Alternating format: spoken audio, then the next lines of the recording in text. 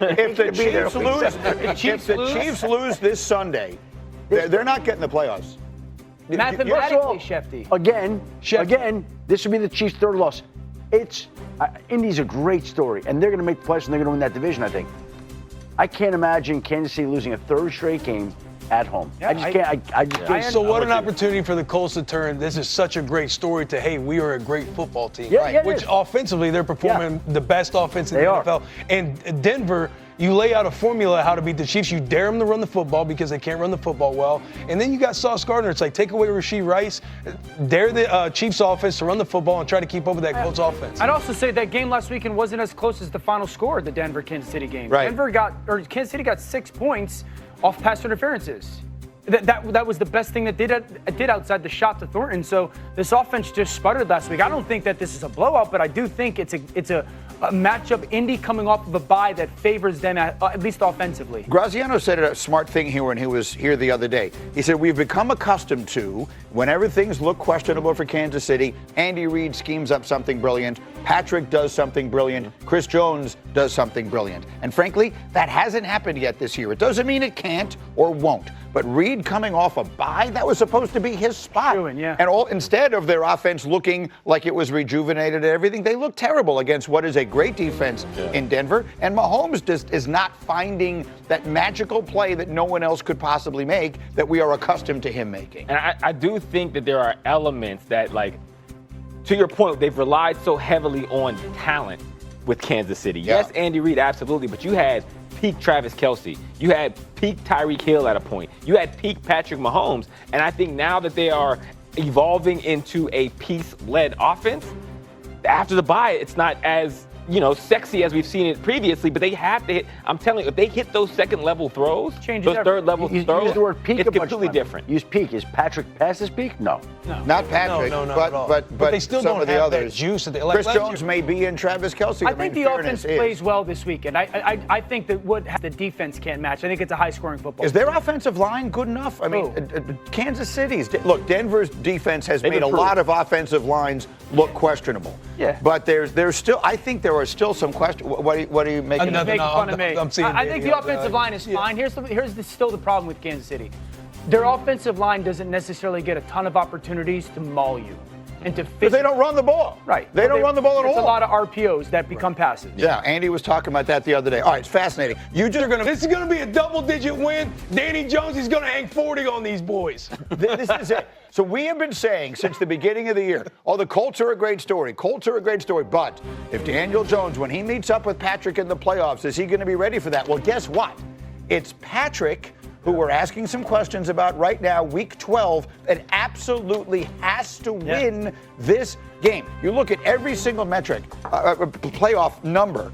The Chiefs have to win this game if they're going to make the playoffs. And who is the one guy that did beat him in the postseason? Who's the one guy that has had some success? Lou Anarumo, when he was the Bengals defensive coordinator. He's now in Indianapolis. He's now working for the Colts. They're coming off a bye. He's got extra time to get ready for Mahomes and the Chiefs. Again, Mahomes and the Chiefs have gotten the best of Lou Anarumo at times, but there aren't many defensive coordinators who have done a better job of slowing down that quarterback and that offense than the Colts defensive coordinator. Yeah, I don't think Kansas City defensively can stop Tyler Warren. And I would just caution everybody giving Egbuka the Offensive Rookie of the Year award immediately. He's been outstanding. Ted McMillan would like to have a word too, by the way. They can't cover Warren. I think the way that the Indianapolis Colts use him is outstanding. He's one of those guys that you can dump a screen off to him and all of a sudden 25 yards later because he's so good with the ball in his hands. They'll use him in their run game. If you use him in your run game, you can then use him in your action game. Players over plays, moments. You can throw him balls with the contested catch, his ability to just make strong catches. I think you got to match up with him, size, physicality, ball skills. You can give it to him short, and he could just be physically more dominant than other people. And then down the field, this is where I think Kansas City is going to struggle. You play against Kansas City, throwing to the tight end. Teams this year are 44 for 52 throwing to their tight end against Kansas City's defense. This young man is a special talent. Think of Dalton Kincaid and what he did a couple weeks ago against this Kansas City defense. I think Tyler Warren has a massive day and leads the Colts to a win as well. Let me put a number to this, Cindy, if we could see C27. I mean, the Chiefs, I told you the other day, they have to win out in order to assure themselves of a playoff spot. Otherwise, they will need some help.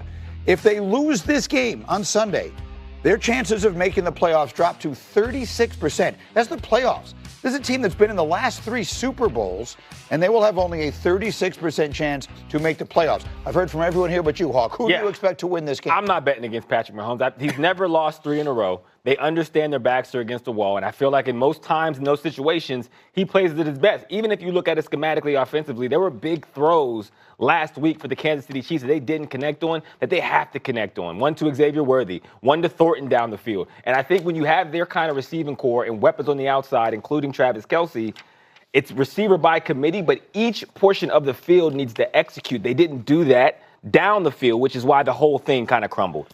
This is where everybody's going to be. Next week, it's going to be I'm not betting against Patrick Mahomes because he's never went 0-4 in his career. Like sports books, everybody still got Chiefs favored to win the Super Bowl and everything. Right. Like It's over. You're believing what your eyes are seeing. This goes beyond football. Last week's game wasn't close. Families need to prepare in Kansas City for Thanksgiving feasts and start having conversations that their Chiefs are no longer going to be in the playoffs this year. Families need to prepare for Christmas that their children are going to be asking for Bo Nix jerseys and not Patrick Mahomes. That is where we were getting to, fellas. Now we are talking. Look, I mean, Graziano was here the other day.